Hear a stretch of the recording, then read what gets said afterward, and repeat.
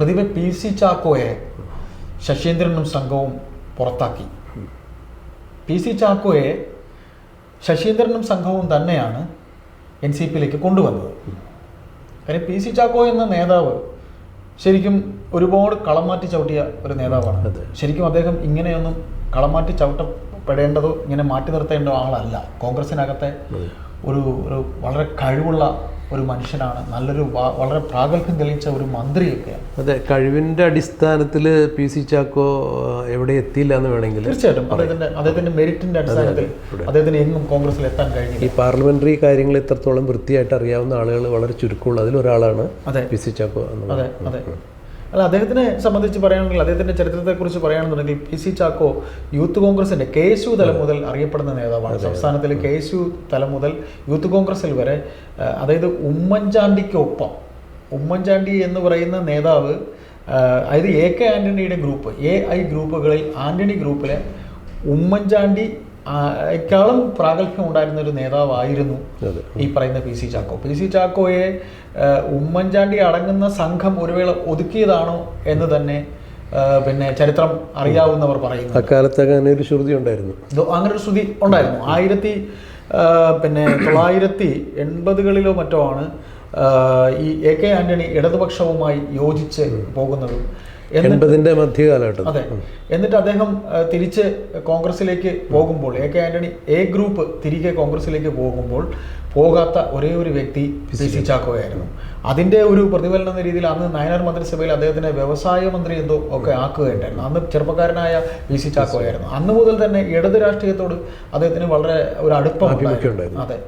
എന്നിട്ട് ഈ PC ചാക്കോ അവിടുന്ന് പിന്നീട് സംഭവിക്കുന്നത് അദ്ദേഹത്തിൻ്റെ കളമാറ്റി ചവിട്ടലുകൾ പിന്നീട് പലതും നമ്മൾ കാണുകയുണ്ടായി. അദ്ദേഹം പിന്നെ കോൺഗ്രസിലേക്ക് വന്നു.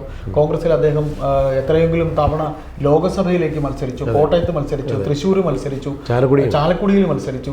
എന്നിട്ട് തോൽക്കുകയും ജയിക്കുകയും ഉണ്ടായി. അപ്പോൾ ഇതിലൊക്കെ തന്നെ കോൺഗ്രസിൽ കേരളത്തിലെ നേതാക്കൾ അദ്ദേഹത്തിനെ കേരളത്തിൽ നിലയുറപ്പിക്കാൻ സമ്മതിക്കാതെ, അദ്ദേഹത്തിന് മന്ത്രിയായിരുന്ന പ്രാഗൽഭ്യം തെളിയിച്ച ആളാണ്. അതായത് ഉമ്മൻചാണ്ടിയും എന്തിന് അദ്ദേഹത്തിന്റെ ഗുരുവായിരുന്ന AK ആന്റണി പോലും അദ്ദേഹത്തിന് ഒരു വേള കൈയൊഴിഞ്ഞ സന്ദർഭം ഉണ്ടായിരുന്നു. അപ്പോൾ നമ്മൾ പറഞ്ഞു വരുന്നത് ശശീന്ദ്രനും സംഘവും തന്നെയാണ്. ശശീന്ദ്രൻ, അതായത് ഈ പറയുന്ന PC Chacko, Saseendran, VC Kabeer, Peethambaran master, ഇങ്ങനെ ഉള്ളവർ അടങ്ങിയ ഒരു സംഘമായിരുന്നു കോൺഗ്രസ് എസ്. ഷൺമുഖദാസ് എന്ന് പറയുന്ന അവരടങ്ങുന്ന ഒരു സംഘമായിരുന്നു കോൺഗ്രസ് എസ് എന്നുണ്ടായിരുന്നത്. അതിലിപ്പോൾ പലരും VC കബീറൊക്കെ തിരിച്ച് കോൺഗ്രസിലേക്ക് തന്നെ പോയി. പക്ഷെ അന്നും ഇന്നും ഒരു ഇടത് ആഭിമുഖ്യമുള്ള ആളായിരുന്നു PC ചാക്കോ. എന്നിട്ട് ആ PC ചാക്കോയെ ശരിക്കും ഈ കോൺഗ്രസ് അദ്ദേഹത്തിനെ ഒരു മാറ്റി നിർത്തി കൊണ്ട് തന്നെയാണ് അദ്ദേഹം ഈ ശരത് പവാറുമായുള്ള ഒരു അടുപ്പം തന്നെയാണ്. ശശീന്ദ്രൻ ഒരു വേള അവർക്ക് ഇവിടെ നിന്ന് കിട്ടാത്തതിനേക്കാൾ പ്രാധാന്യം അവിടെ നിന്ന് കിട്ടുമല്ലോ എന്ന് കരുതി ശശീന്ദ്രൻ തന്നെയാണ് കൊണ്ടുവന്ന് അദ്ദേഹത്തിന് പിന്നെ ഈ പറയുന്ന കേന്ദ്ര നേതൃത്വത്തിലുള്ള പിടിപാട് ഇന്നും ശരത് പവാറുമായിട്ട് അദ്ദേഹത്തിന് വളരെ അടുപ്പമുണ്ട്. ഇപ്പോൾ ഈ സംഭവം ഉണ്ടായതിനെ കുറിച്ച് നമ്മൾ ഒന്ന് കൂട്ടി വായിക്കുമ്പോൾ എന്തെന്ന് വെച്ചാൽ മുഖ്യമന്ത്രി പിണറായി വിജയനെ അദ്ദേഹം ചോദ്യം ചെയ്തു എന്നുള്ളത് തന്നെയാണ് കാര്യം. മുഖ്യമന്ത്രി പിണറായി വിജയന് വനം വകുപ്പ്, നമ്മൾ ഇന്ന് തന്നെ പ്രതിഭനറിയാം എത്ര മനുഷ്യർ ഇന്നലെ കൂടി ആന ചവിട്ടി കൊന്നിട്ടുണ്ടല്ലോ. എത്ര ഈ സർക്കാർ വന്നതിന് ശേഷം അതിന്റെ 600 ആളുകളാണ് ഇങ്ങനെ മൃഗങ്ങളുടെ ആക്രമണത്തിലൂടെ അതിദാരുണമായി കൊല്ലപ്പെടുന്നത്. ഏതാണ്ട് 5000 ആക്രമണങ്ങൾ ഉണ്ടായിട്ടുണ്ട്. അതെ അതെ. അതായത് ഈ പിണറായി വിജയൻ എന്ന് പറയുന്ന മുഖ്യമന്ത്രി ഈ പറയുന്ന ശശീന്ദ്രനെ എന്തുകൊണ്ട് ഇത്രയും സംരക്ഷിക്കുന്നു എന്നുള്ളത് രാഷ്ട്രീയ തലത്തിൽ അദ്ദേഹത്തിന്റെ ഇടതുപക്ഷത്തിനകത്ത് നിൽക്കുന്ന മറ്റു മുന്നണികളും അല്ലാതെ പാർട്ടിക്കകത്തും ഒരു ചോദ്യമായി തന്നെ നിൽക്കുന്നുണ്ട്. കാര്യം അദ്ദേഹത്തിന് ആവശ്യം, പിണറായി വിജയൻ ആവശ്യം ഈ പറയുന്ന ഒരു കാറും ഒരു സ്ഥാനവും കൊടുത്തിട്ടുണ്ട് എന്നുള്ളത് മാത്രമേ ഉള്ളൂ. വകുപ്പ് കൈകാര്യം ചെയ്യുന്ന മുഖ്യമന്ത്രി പറയും ഒരു റിമോട്ടഡ് പേഴ്സൺ ആണ്. അതെ. അല്ല, ഇനി പ്രദീപിന് കുറച്ച് കാര്യങ്ങൾ പറയാനുണ്ടാകും. കാര്യം ഈ വകുപ്പിലെ അനാസ്ഥയുടെ കാര്യം തീർച്ചയായിട്ടും ഇപ്പോൾ ഈ നോക്കണം. നമ്മൾ കഴിഞ്ഞ ഒരു മാസം മുമ്പ് വയനാട്ടില് കടുവ ഇറങ്ങിയിട്ട് ഒരു ആദിവാസി സ്ത്രീ അവർ ഭക്ഷിച്ചു കടുവ. ഈ സമയത്ത് കോഴിക്കോട് ഈവന്റ് മാനേജ്മെന്റിന്റെ പ്രോഗ്രാമിൽ മന്ത്രി പാട്ടുപാടി. അതെ. അപ്പോ പണ്ടെന്താണ് നീറോ ചക്രവർത്തി റോം കത്തിയെറിയുമ്പോൾ വീണ വായിച്ചു എന്ന് പറഞ്ഞൊരു എന്ത് പറഞ്ഞ പോലെ. കാരണം നമ്മൾ തന്നെ അത് വാർത്ത ചെയ്തിട്ടുണ്ടായി തോന്നുന്നുണ്ട്. അപ്പൊ ഈ ഒരു സന്ദർഭത്തിൽ നാട്ടിൽ ഇങ്ങനെ ഒരു സംഭവം ഉണ്ടാകുമ്പോൾ ഇപ്പൊ ഏതെങ്കിലും ഒരു സംഘടന, ഈവന്റ് മാനേജ്മെന്റ് ആരെങ്കിലും ആട്ടെ, അവിടെ വിളിക്കുമ്പോൾ ഇങ്ങനെ ഒരു പ്രാധാന്യം നടന്ന ഒരു പ്രാധാന്യം ഇത്രയും വളരെ മനുഷ്യനെ ഗുരുതരമായ ഒരു അവസ്ഥ, അതും അദ്ദേഹത്തിന്റെ വകുപ്പിന്റെ അനാസ്ഥ അല്ലേ? അവിടെ എങ്ങനെയാണ് ഒരു മനുഷ്യന് പാട്ട് പാടാൻ സാധിക്കുക? മന്ത്രിയാവണ്ട സാധാരണക്കാർ. അല്ല, അദ്ദേഹത്തിന് അത് ഒഴിഞ്ഞു മാറാവുന്നതേ ഉണ്ടായിരുന്നു. ഇല്ലേ? അപ്പോൾ അത്രത്തോളം കെടുകാര്യസ്ഥതയും അദ്ദേഹത്തിന് അത് ആഴത്തിൽ ഇതുവരെ അദ്ദേഹത്തിന്റെ മനസ്സിൽ ആഴത്തിൽ പതിഞ്ഞിട്ടില്ല. തീർച്ചയായിട്ടും. കാരണം ഇപ്പോൾ പിന്നെ ഒരു കാര്യം കൂടി നമുക്ക് പറയാം, സഭയിൽ കൂടെ അദ്ദേഹത്തിന്റെ സംസാരം ഒരു പ്രായാധിക്യം മനുഷ്യരുടെ എല്ലാ ക്രിയേറ്റിവിറ്റിയൊക്കെ നന്നായി ബാധിക്കും. അല്ല, പ്രായാധിക്യം ബാധിച്ചിട്ടുണ്ടോ എന്നൊരു സംശയം അദ്ദേഹത്തിന്റെ കാര്യത്തിൽ ഇപ്പോഴും പിന്നെ തീർച്ചയായും അല്ല, ബാധിച്ചിട്ടുണ്ടോ എന്നൊരു സംശയം ഉണ്ട്. എന്നിരിക്കലും അതായത് ഒരു വേള അദ്ദേഹം മന്ത്രിയായിരുന്നു, അദ്ദേഹം പുറത്തായ ഒരു സംഭവമുണ്ട്. ഒരു സ്ട്രിംഗ് ഓപ്പറേഷനിലൂടെ വളരെ മോശമായി പെരുമാറി പത്രലേഖകരുടെ സ്ട്രിംഗ് ഓപ്പറേഷനിൽ വീഴുന്നത്. ശരിക്കും പറഞ്ഞാൽ മംഗളം പത്രത്തിന്റെ ഒരു മംഗളം ചാനൽ എന്ന് പറയുന്ന ചാനൽ അതൊരു വളരെ നല്ല സ്കൂപ്പായിട്ട് ചെയ്ത് കൊണ്ടുവന്ന് ആ ചാനലിനെ ഒടുവിൽ പൂട്ടിക്കെട്ടത്തക്ക രീതിയിൽ വരെ ഈ സർക്കാർ നീങ്ങി. എന്നിട്ട് ഈ ബഹുമാനപ്പെട്ട മുഖ്യമന്ത്രി പിണറായി വിജയൻ വീണ്ടും ഈ പറയുന്ന ശശീന്ദ്രനെ കൊണ്ടുവരണമെന്നുണ്ടെങ്കിൽ അദ്ദേഹത്തിന് പിണറായിക്ക് ഇദ്ദേഹത്തിന്റെ മേൽ എന്താണ് ആഭിമുഖ്യം? അല്ല, അത് നമ്മൾ ഒരു ചൊല്ലുണ്ടല്ലോ, അപ്പോൾ അത് സന്ദർഭത്തിന് അനുയോജ്യമാണെന്നല്ല എനിക്കറിയില്ല, എന്നാലും ഞാൻ പറയാണ്.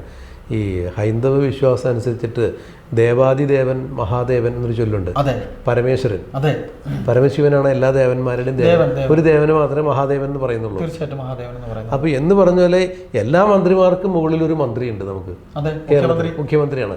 എല്ലാ വകുപ്പിലും ഏത് സമയത്തും കൈകടത്താനുള്ള സ്വാധീനം മുഖ്യമന്ത്രിക്ക് ഉണ്ടെന്ന രീതിയിലാണ് നിൽക്കുന്നത്. ഇപ്പോ ഫലത്തില് മിക്കവാറും വകുപ്പുകളൊക്കെ അങ്ങനെ തന്നെയല്ലേ? എല്ലാം കാര്യം അദ്ദേഹം തന്നെയാണ് എല്ലാം നിയന്ത്രിക്കുന്നത്.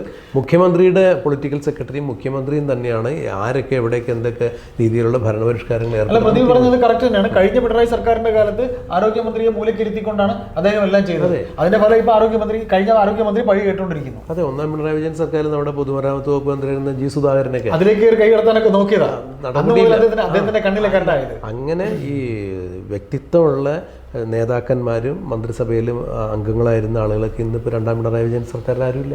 അദ്ദേഹം മനഃപൂർവ്വം ഒഴിവാക്കിയതാണ്. അപ്പോൾ ഈ റിമോട്ട് പേഴ്സൺസിനെ ഉപയോഗിച്ചുകൊണ്ട് ഭരണം നടത്തിക്കൊണ്ട് പോകാനുള്ള പിണറായി വിജയൻ എന്ന ഏകാധിപത്യ സ്വഭാവമുള്ള ഒരു ഭരണാധികാരിയുടെ താല്പര്യമാണ് ഈ ശശീന്ദ്രൻ. അത് അതിനകത്ത് ഒരു പോയിന്റ് കൂടെ ഉണ്ട്. എലത്തൂർ പോലുള്ള ഒരു സ്ഥലത്ത് ശശീന്ദ്രൻ ജയിക്കുക എന്ന് പറഞ്ഞാൽ അവിടെ CPM-ന്റെ വോട്ടാണ്.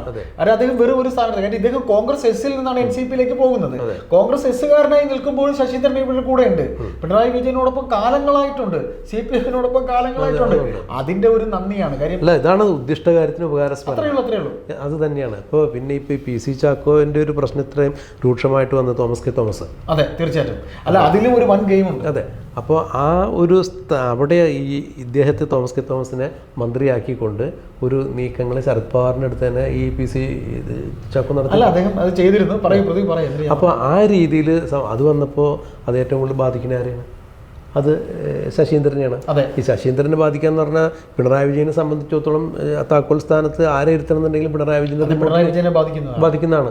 അപ്പോൾ ശശീന്ദ്രൻ അവിടെ വേണം എന്നുള്ളത് ആരുടെ താല്പര്യമാണ്? പിണറായി വിജയന്റെ താല്പര്യം. മുന്നണി മര്യാദകൾ ലംഘിച്ചു. ഇതിനകത്ത് ഏറ്റവും തമാശകരമായ ഒരു വിഷയം എന്ന് വെച്ചാൽ നമ്മൾ ശരത് പവാറിന്റെ കാര്യം പറഞ്ഞതുകൊണ്ടാണ്. ശരത് പവാറിന്റെ അടുത്തേക്ക് ഈ കാര്യം പോകുമ്പോൾ ശരത് പവാറിനോട് മുഖ്യമന്ത്രി പിണറായി വിജയന് പകരം പിണറായി വിജയൻ പറയുന്നത് വരെ അവരുടെ പാർട്ടിയുടെ ഇപ്പോഴത്തെ കോർഡിനേറ്റർ പോലെ ഇരിക്കുന്ന പ്രകാശ് കാരാട്ടാണ് പോയി സംസാരിക്കുന്നത്. എന്താണ് ഇതൊക്കെ? ഈ സംസ്ഥാനം ഭരിക്കുന്ന ഒരു മന്ത്രിയെ മാറ്റുന്നതിന് പ്രകാശ് കാരാട്ട് ദേശീയ നേതാവിനെ കാണുന്ന രീതിയിലൊക്കെ പോയി പറയുന്ന ഒരു കഥകളൊക്കെ ഉണ്ടായി. തോമസ് കെ തോമസിനെ മന്ത്രിയാക്കാതിരിക്കാൻ കോഴ വാങ്ങിച്ചു എന്ന് വരെ പറഞ്ഞ കഥയുണ്ടായി. അജിത് പവാർ പക്ഷക്കാര് നിയമസഭയിൽ കോഴ വാങ്ങിച്ചു.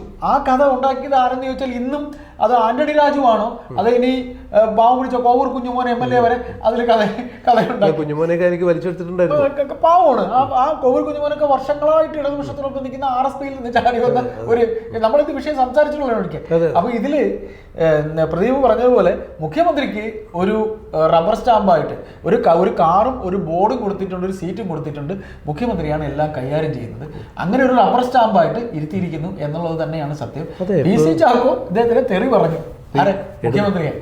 നോക്കൂ, ഇപ്പൊ പ്രതിപക്ഷ അടക്കമുള്ള ആളുകൾ ഈ വന നിയമത്തിനെതിരെയും വന പരിപാലനത്തിനെതിരെയൊക്കെ രംഗത്ത് വന്നുകൊണ്ടിരിക്കുകയാണ്. അവരുടെ മേഖല ജാഥകൾ നടന്നുകൊണ്ടിരിക്കുകയാണ്. തീർച്ചയായിട്ടും ക്രൈസ്തവ സഭ വന നിയമം മാറ്റി എഴുതിയത് എന്തുകൊണ്ടാണ്? ക്രിസ്ത്യൻ സഭകൾ എതിർത്തുകൊണ്ടാണ്. അങ്ങനെ എഴുതി മാറ്റിയത് പിണറായി വിജയൻ സ്വമനസാല ചെയ്തതൊന്നും അല്ല. അപ്പൊ അതിന്റെ കാരണവും അത് ചെയ്തത് ഒരു മെറിറ്റായിട്ടൊന്നും ശശീന്ദ്രന് പറയാനൊന്നും പറ്റില്ല. ഇല്ല, അതിൽ രണ്ട് കാര്യങ്ങൾ കൂട്ടി വായിക്കാം. ഒന്ന്, ഇപ്പോൾ പിണറായി വിജയനോട് അല്ലെങ്കിൽ CPM CPM-യോട് അനുഭാവം പുലർത്തിക്കൊണ്ടിരുന്ന ഒരു പ്രത്യേക ന്യൂനപക്ഷ വിഭാഗം ഏതാണ്ടൊക്കെ കാലുമാറണു എന്നൊരു ഒരു രീതിയിൽ നിൽക്കണു. രണ്ടാമത് BJP ആയിട്ട് മറ്റൊരു ന്യൂനപക്ഷ വിഭാഗമായ അവരടുക്കുന്നു. അങ്ങനെ വന്നു കഴിഞ്ഞപ്പോൾ ഇവിടെ നിലനിൽപ്പിന്റെ പ്രശ്നം വരുമ്പോൾ ആ പ്രശ്നങ്ങൾ സ്വാഭാവികമായിട്ട് പരിഹരിക്കാതെ പറ്റില്ല. അല്ല, രാഷ്ട്രീയമായിട്ട് പിണറായി വിജയനെ പോലുള്ള ഒരു നേതാവ് ഒരു മുൻകൂട്ടി അത് എറിഞ്ഞത് തന്നെയാണ് ആ വനം നിയമമൊക്കെ മാറ്റിയത്. അതെ അതെ. അപ്പോൾ നമ്മൾ ഇത് നമ്മുടെ സംസാരം അവസാനിപ്പിക്കുമ്പോൾ അത് പ്രദീപ് തന്നെ പറയും. അപ്പോൾ ഈ വനമേഖലയായിട്ട് ബന്ധപ്പെട്ട വിഷയങ്ങൾക്ക്, അതായത് വന്യജീവി ആക്രമണമായിട്ട് ബന്ധപ്പെട്ട വിഷയങ്ങൾക്ക് ഒന്നിനു പോലും ഈ ശശീന്ദ്രൻ എന്ന് പറഞ്ഞ വനം വകുപ്പ് മന്ത്രിക്ക് ഒരു പരിഹാരം കാണാനും പറ്റിയിട്ടില്ല, ഒരു റോളും ഇല്ല, പരിഹാരം ഉണ്ടാക്കാനും പറ്റിയിട്ടില്ല. ഇത് തന്നെ ജനത്തിന്റെ വിലാപം. ഇപ്പോൾ കടുവയുടെ ആക്രമണത്തിന് ശേഷം ഇടുക്കി എന്ത് നിഷ്ഠൂരമായിട്ടാണ്, എത്ര ജനങ്ങളാണ് മരിക്കുന്നത്. എന്നിട്ട് അതിന്റെ എല്ലാം പാപഭാരം ഒരു മാന്യത ഉണ്ടെങ്കിൽ ഈ മന്ത്രി എന്നേ രാജിവെച്ച് പോകാനുള്ളതാണ്. ഇതിന്റെ ഒരു സംഭവം എന്ന് പറഞ്ഞ പിന്നെ കാട്ടിൽ കൊണ്ട് മുന്നറിയിപ്പ് നടക്കുക എന്താണ് മന്ത്രി പറഞ്ഞൊരു രീതി. അതാണ് ബോധവൽക്കരണം എങ്ങനെയാണ് കാട്ടിൽ ആനയ്ക്ക് ബോർഡ് എഴുതി വയ്ക്കാൻ പറ്റുമോ, ആളുകളെ ഉപദ്രവിക്കരുതെന്ന്? അപ്പോൾ ഇതിന് ചെയ്യേണ്ട കാര്യങ്ങൾ അദ്ദേഹം ഉദ്ദേശിച്ചത് ഇപ്പോൾ വെള്ളം തേടിയാണ് ആനകൾ പുറത്തേക്ക് വരുന്നത്. അങ്ങനെയാണെങ്കിൽ അവിടെ വലിയ തടാകം പോലെ എന്തെങ്കിലുമൊക്കെ കൃത്രിമമായിട്ട് തടാകം ഉണ്ടാക്കി വെള്ളം സംഭരിച്ച് വെക്കണം, തീറ്റ കിട്ടാനുള്ള ഒരു അവസരങ്ങൾ ഉണ്ടാക്കണം. ഇതൊക്കെയാണ് ആൾ ബോധവൽക്കരണം ഉദ്ദേശിച്ചത്. പക്ഷേ ഇത് എന്ന് മുതൽ തുടങ്ങിയതാണിത്. ഈ പിണറായി വിജയൻ സർക്കാർ ഏതാണ്ട് 10 വർഷം പൂർത്തിയാക്കുന്ന ഒരു ഘട്ടത്തിലേക്ക് നീങ്ങുമ്പോഴും ഇത് 5000-ൽ ശിഷ്ട ആക്രമണങ്ങളുണ്ടായി. കാട്ടുപോത്ത് പത്തനംതിട്ടയിൽ വീട്ടിൽ കയറി വന്ന് എത്ര പേരെ, 3 പേരാണ് ആക്രമണത്തിൽ മരിച്ചത്.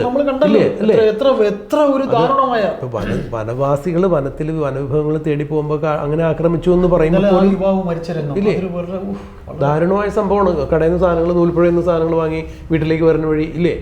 അപ്പോൾ ഇത്തരം കാര്യങ്ങൾക്ക് ആരാണ് ഉത്തരവാദിത്തപ്പെട്ട സ്ഥലത്ത് ഇരിക്കുന്ന ആളുകൾ?